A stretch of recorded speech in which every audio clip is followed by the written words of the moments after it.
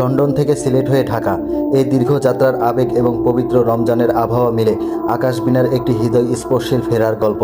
ঢাকা এয়ারপোর্টের রানওয়েতে লাল সবুজ রঙের বোয়িং 7878 ড্রিম লাইনার আকাশবিনা ল্যান্ড করেছে। 10 ঘন্টা 32 মিনিটের এক দীর্ঘ আকাশপথ। লন্ডনের আইমনকো সিটির কনকনে শীত ছেড়ে আকাশবিনা যখন ডানা মেলল, তখন বিমানের কেবিনের ভিতরে এক অনুভূতি প্রশান্তি। মধ্যপ্রাচ্যের অশান্ত আকাশ আর যুদ্ধের দামামা এড়িয়ে নিরাপদ পথ ধরে সে বয়ে এনেছে শত শত লন্ডন প্রবাসীর স্বপ্ন।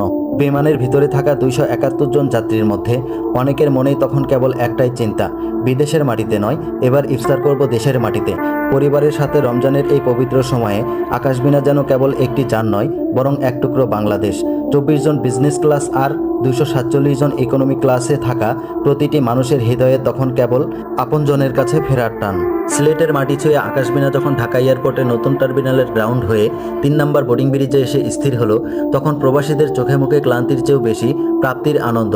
লোড আনলোড শেষ করে যখন বিমানটিকে পুশব্যাক লাগিয়ে নতুন টার্মিনালের গ্রাউন্ডে নিয়ে যাওয়া হচ্ছে, তখন চারিদিকে এক অদ্ভুত নীরবতা।